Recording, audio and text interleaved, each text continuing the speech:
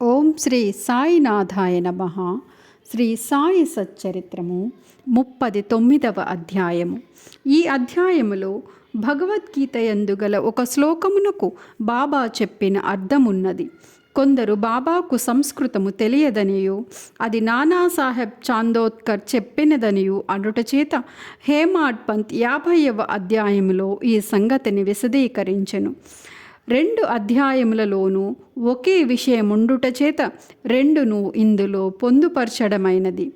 ప్రస్తావన: షిరిడి పవిత్రమైనది, ద్వారకమాయి పావనమైనది. ఏలనన శ్రీ సాయి అచటనే నివసించుచు తిరుగుచు మసలుచు తుదకు అక్కడనే మహాసమాధి పొందిదిరి. షిరిడీ గ్రామ ప్రజలు ధన్యులు. వారి సర్వకార్యములను బాబా నెరవేర్చుచుండెను. బాబా వారి కొరకే చాలా దూరము నుండి అచటకు వచ్చెను. మొదట షిరిడీ చాలా చిన్న గ్రామము.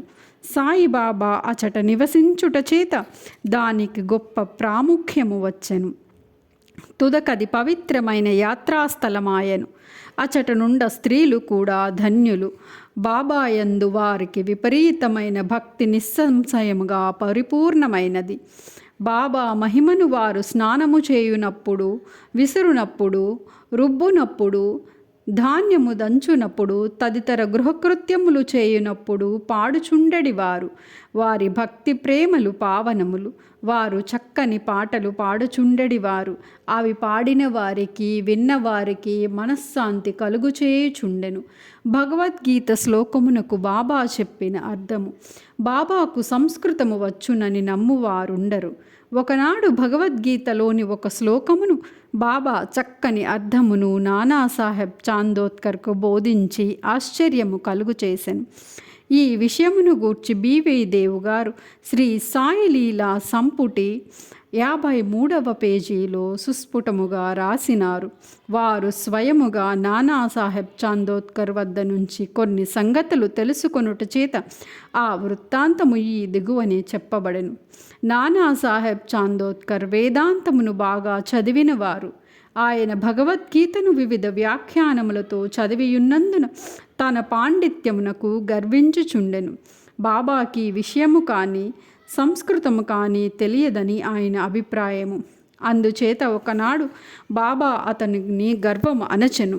ఆ తొలి రోజుల్లో బాబా భక్తులు గుంపులు గుంపులుగా రానప్పుడు బాబా భక్తుల సంశయము తీర్చుటకు ఒంటరిగా వారితో మసీదులో మాట్లాడుచుండిరి. బాబా దగ్గర నానా కూర్చుని వారి కాళ్ళను ఒత్తుచూ నోటిలో ఏదో గొనుకుచుండెను.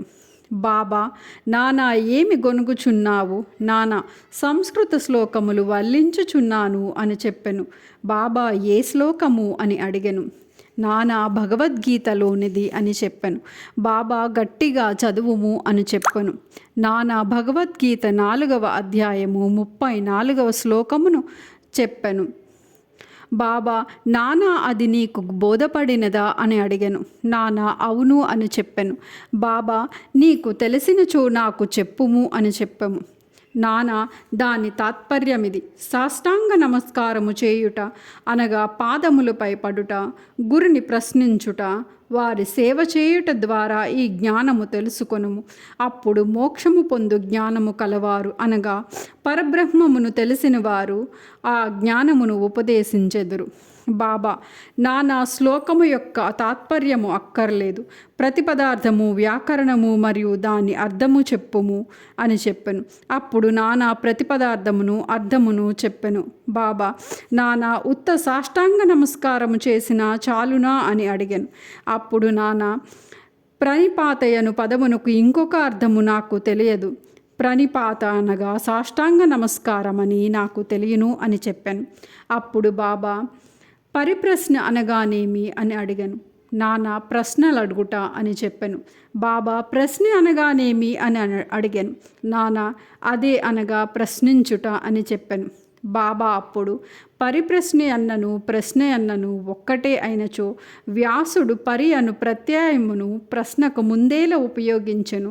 వ్యాసుడు తెలివి తక్కువ వాడా అని అడిగను. నానా అప్పుడు పరిప్రశ్న అను మాటకు నాకు ఇతర అర్థమేమియూ తెలియదు అని చెప్పాను. బాబా సేవ అనగా ఎట్టిది అని అడిగాను. నానా ప్రతిరోజు మేము చేయుచున్నట్టిది అని చెప్పాను. బాబా అట్టి సేవ చేసినా చాలునా అని అడిగాను. అప్పుడు నాన్న సేవయను పదమునకు ఇంకను వేరే అర్థం ఏమి కలదో నాకు తోచుటలేదు అని చెప్పాను. బాబా రెండవ పంక్తిలోని ఉపదేక్షితే జ్ఞానం అను దానిలో జ్ఞానము పదము ఉపయోగించకుండా ఇంకొక పదము ఉపయోగించగలవా అనెను. నాన్న అవును అని అన్ను. అప్పుడు బాబా ఏ పదము అని అడిగాను.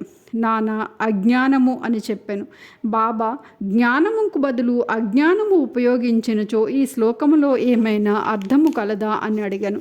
అప్పుడు నాన్న లేదు, శంకర భాష్యము ఆ విధముగా చెప్పుటలేదు అని చెప్పాను. బాబా వారు చెప్పనిచో పోనిమ్ము. అజ్ఞానము అను పదమును ఉపయోగించిన ఎడల తగిన అర్థము వచ్చినప్పుడు దాన్ని ఉపయోగించుటకు ఏమైనా ఆక్షేపణ కలదా అని అనెను.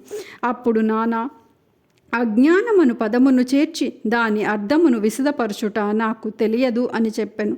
అప్పుడు బాబా కృష్ణుడు అర్జునుని జ్ఞానులకు తత్వదర్శులకు నమస్కారము ప్రశ్నించుట సేవ చేయుమని చెప్పనేలా స్వయముగా కృష్ణుడు తత్వదర్శి కాడా, వారు నిజముగా జ్ఞానమూర్తియే కదా అని చెప్పాను. నాన్న అవును, అతడు తత్వదర్శియే, కానీ అర్జునుడు ఇతర జ్ఞానులను ఎలా సేవించమనను నాకు తోచుటలేదు అని చెప్పాను. బాబా నీకది బోధపడలేదా అని అడిగాను. నానా సిగ్గుపడిగాను. అతని గర్వము అణిగెను. అప్పుడు బాబా ఇట్లు వ్యాఖ్యానించెను. జ్ఞానుల ముందు ఉత్త సాష్టాంగ నమస్కారము చేసినచో సరిపోదు. మనము సద్గురునకు సర్వస్య శరణాగతి చేయవలెను. ఊరక ప్రశ్నించుట చాలదు. దుర్బుద్ధితో కానీ దొంగ ఎత్తుతో కానీ వారిని బుట్టలో వేయుటకు కానీ వారి తప్పులను పట్టుటకు కానీ పనికి మాలిన ఆసక్తితో కానీ ఉండకూడదు. నిజముగా తెలుసుకొని దాని చేత మోక్షము పొందుటకు కానీ ఆధ్యాత్మిక అభివృద్ధికి కానీ అడగవలెను. సేవ అనగా ఇష్టమున్నచో చేయవచ్చును, లేనిచో మానవచ్చుననే అభిప్రాయముతో చేయునది సేవ కాదు. శరీరము తనది కాదనియు దానికి తాను యజమాని కాదనియు శరీరము గురువుగారిదనియు వారి సేవ కొరకే శరీరము ఉన్నదనియు భావింపవలేను. ఇట్లు చేసినచో సద్గురువు శ్లోకములో చెప్పబడిన జ్ఞానమును బోధించును. గురువు అజ్ఞానమును బోధించుననగా నాకు అర్థము కాలేదు. బాబా జ్ఞానము ఉపదేశమెట్లగును అనగా సాక్షాత్కారము బోధించేటెట్లు, అజ్ఞానమును నశింపచేయుటయే జ్ఞానము. జ్ఞానేశ్వర మహారాజు ఇట్లు చెప్పియున్నారు. అజ్ఞానమును తొలగించుట ఇట్లు. ఓ అర్జున, స్వప్నము నిద్ర తొలగిపోయినచో మిగులునది. నీవుగా గ్రహింపుము. జ్ఞానమనగా అజ్ఞానమును నశింపచేయుటే, చీకటిని తరుముటయే వెలుతురు. ద్వైతమును నశింపచేయుటయే అద్వైతము. ద్వైతమును నశింపచేసదమనగా అద్వైతమును గూర్చి చెప్పుట. చీకటిని నశింపచేసదమనినుచో వెలుతురు గూర్చి చెప్పుట. అద్వైతమును పొందవలెననిచో ద్వైతమును భావమును మనలో నుంచి తీసివేయవలెను. అది ఏ అద్వైతమును పొందు జ్ఞానము. ద్వైతములోనియుండి అద్వైతమును గూర్చి మాట్లాడగలవారెవ్వరు? ఎవరైనా అట్లు చేసినచో ఆ స్థితిలోనికి వారు రానిదే వారికి అది ఎట్లు తెలియను, దానినెట్లు పొందెదరు? శిష్యుడు గురువు వలె జ్ఞానమూర్తియే. వీరిద్దరికీ భేదమేమన గ్రహించు తీరు. గొప్ప సాక్షాత్కారము, ఆశ్చర్యకరమైన మానవాతీత సత్వము, మహాశక్తివత్వము మరియు ఐశ్వర్యయోగము. సద్గురువు నిర్గుణుడు, సచ్చిదానందుడు. వారు మానవాకారమును అవతరించుట, జగత్తును మానవాళిని ఉద్ధరించుటకు మాత్రమే. దాని వలన వారి అసలైన నిర్గుణ స్వభావము కొంచెము కూడా వికారము చెందదు. వారి సత్యస్వరూపము, దైవిక శక్తి, జ్ఞానము తరగకుండా ఉండును. శిష్యుడు కూట అట్టి స్వరూపుడు కలవాడే, కానీ అతని అనేక జన్మల అజ్ఞానమని తాను శుద్ధ చైతన్యమను సంగతిని కప్పివేయును. అతడు నేను సామాన్య నికృష్ట జీవుడును అనుకొనును. గురువు ఈ అజ్ఞానమును మూలముతో తీసివేయవలేను. తగిన ఉపదేశము ఇవ్వవలెను. లెక్కలేనన్ని జన్మల నుంచి సంపాదించిన అజ్ఞానమును గురువు నిర్మూలించి ఆదేశించవలెను. ఎన్నో జన్మల నుంచి తాను నికృష్ట జీవుడుననుకొను శిష్యునికి గురువు నీవే దైవము, శక్తియుతుడవు, ఐశ్వర్యశాలివి అని బోధించును. అప్పుడు శిష్యుడు కొంచెము కొంచెముగా తానే దైవమని గ్రహించును. తాను శరీరమనియు, తానొక జీవి అనియు లేదా అహంకారమనియు, దేవుడు లోకము తనకంటే వేరనియు తలచు భ్రమ అనేక జన్మల నుంచి వచ్చుచున్న దోషము, దానిపై ఆధారపడి చేసిన కర్మల నుండి వానికి సంతోషము, విచారము ఈ రెంటి యొక్క మిశ్రమము కలుగును. ఈ భ్రమను, ఈ దోషమును, ఈ మూల అజ్ఞానమును గూర్చి అతడు విచారం ఆరంభించవలెను. ఈ అజ్ఞానం ఎట్లు అంకురించినది, అది ఎక్కడ ఉన్నదు అని దానిని చూపటయే గురు ఉపదేశమందురు.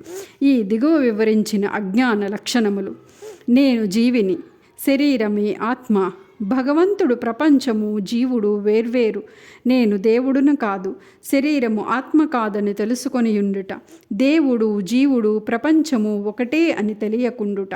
ఈ తప్పులన్నీ చూపించనిదే శిష్యుడు దేవుడనగా, ప్రపంచమనగా, శరీరమనగాని ఏమో తెలియచాలడు. వానితో వానికి ఎట్టి సంబంధము కలదో, ఒకటి ఇంకొకటి కంటే వేరైనదా లేక రెండును ఒకటేనా అను సంగతి గ్రహింపచాలడు. ఈ సంగతులను బోధించుటకు వాని అజ్ఞానము నశింపచేయుటకు చెప్పునది జ్ఞానమా అజ్ఞానమా? జ్ఞానమూర్తి అయిన జీవునకు జ్ఞానోపదేశము చేయనేల. ఉపదేశమనున్నది వాని తప్పును వానికి చూపి వాని అజ్ఞానమును నశింపచేయుటకే. బాబా ఇంకను ఇట్లనెను. ప్రణిపాతమనగా శరణాగతి చేరుట. శరణాగతి అనగా తను శరీరము, మనస్సు, ధనమును అర్పించుట. శ్రీకృష్ణుడు అర్జునుని ఇతర జ్ఞానులను ఆశ్రయించుమననేల. సద్భక్తుడు సర్వము వాసుదేవమయముగా భావించును. భక్తుడు ఏ గురువునైనా శ్రీకృష్ణుడుగానే భావించును. గురువు శిష్యుని వాసుదేవుడుగాను, శ్రీకృష్ణుడు ఇద్దరిని తన ప్రాణము, ఆత్మలుగా భావించును. అటువంటి భక్తులు, గురువులు కలరని శ్రీకృష్ణుడు తెలిసియుండుట చేత వారిని గూర్చి అర్జునికి చెప్పెను. అట్టి వారి గొప్పతనము హెచ్చి అందరికీ తెలియవలేననే కృష్ణుడు పేర్కొనెను. సమాధి మందిర నిర్మాణము. బాబా తాను నిశ్చయించుకున్న పనుల గూర్చి ఎప్పుడునూ మాట్లాడువారు కాదు, ఏమీ సందడి చేయువారు కాదు. సంగతి సందర్భములను, వాతావరణమును మిక్కిలి యుక్తిగా నేర్పరిచి తప్పనిసరి పరిస్థితులను కలిగించువారు. అందుకు సమాధి మందిర నిర్మాణము ఒక ఉదాహరణము. నాగపూర్ కోటీశ్వరుడు శ్రీమాన్ బాపు సాహెబ్ బూటి షిరిడీలో సకుటుంబముగా ఉండేవారు. అతనికి అచట సొంత భవనముండినా బాగుండునని ఆలోచన కలిగెను. కొన్నాళ్ళ పిదప దీక్షిత్వాడాలో నిద్రించుచుండగా అతనికి ఒక దృశ్యము కనిపించెను. బాబా స్వప్నములో కనిపించి ఒక వాడాను మందిరముతో సహా నిర్మించమనెను. అచ్చట నిద్రించుచున్న శ్యామ కూడా అట్టి దృశ్యము కనిపించెను. బాపు సాహెబ్ లేచి శ్యామ ఏడ్చుచుండుట చూసి కారణమడిగెను. శ్యామ ఇట్లు చెప్పెను. బాబా నా దగ్గరకు వచ్చి ఒక మందిరముతో సహా వాడాను నిర్మింపమనెను. నేను అందరి కోరికలను నెరవేర్చదనని. బాబా ప్రేమ మధురమైన పలుకులు విని భావావేశమై మవిమర్చితిని. నా గొంతిక ఆర్చుకపోయెను, నా కండ్ల నుంచి నీరు కారుచుండెను. నేను ఏడ్చుట మొదలుపెట్టి తిని అని చెప్పాను. వారిద్దరి దివ్య స్వప్నములు ఒకటే అయినందులకు బాపు సాహెబ్ బూటి విస్మయముందెను. ధనవంతుడొకట చేతను, చేతనైన వాడగుట చేతను అచ్చటొక వాడాను నిర్మించుటకు నిశ్చయించుకొని శ్యామ సహాయముతో మాధవరావు ఒక ప్లాను గీసెను. కాకాసాహెబ్ దీక్షిత్ దానిని ఆమోదించెను. దానిని బాబా ముందర పెట్టగా బాబా కూడా వెంటనే ఆమోదించెను. కట్టుట ప్రారంభించిరి. శ్యామ పర్యవేక్షణ చేయుచుండెను. భూమ్యుపరగృహము, భూగృహము, బావి పూర్తయ్యెను. బాబా కూడా లెండీకి పోవునప్పుడు, తిరిగి వచ్చినప్పుడు కొన్ని మార్పులను సూచించుచు సలహాలు ఇచ్చుచుండెను. మిగిలిన పని అంతయు బాపు సాహెబ్ జోగోను చూడమనిరి. అది నిర్మించినప్పుడు బాపు సాహెబ్ బూటికి ఒక ఆలోచన కలిగెను. చుట్టూ గదులుండి దాని మధ్యన ఒక విశాలమైన హాలులో మురళీధరుని శ్రీకృష్ణుని ప్రతిమను ప్రతిష్ఠ చేయవలెనని తట్టెను. బాబాకి సంగతి తెలియచేసి వారి అభిప్రాయంను కనుగొనవలెనని శ్యామకు చెప్పెను. వాడా పక్క నుంచి బాబా పోవుచుండగా వారిని శ్యామ ఈ విషయము అడుగగా బాబా అందులకు సమ్మతించి, దేవాలయము పూర్తి కాగానే నేను అచ్చట నివసించుటకు వచ్చెదను అని వాడా వైపు చూచుచు, వాడా పూర్తయిన పిమ్మట మనమే దానిని ఉపయోగించవలెను, మనమందరము అచ్చట ఉందెదము, అందరూ కలిసిమెలిసి ఆడుకుందము, ఒకరినొకరు కౌగలించుకొని సంతోషముగా ఉండవచ్చును అనెను. దేవస్థాన మధ్య మందిరము కట్టుటకు అది తగిన శుభ సమయమా అని శ్యామ అడిగెను. బాబా సమ్మతించుట చేత శ్యామ కొబ్బరికాయను తెచ్చి పగలకొట్టి పని ప్రారంభించెను. కొద్ది కాలములో పని పూర్తయ్యను.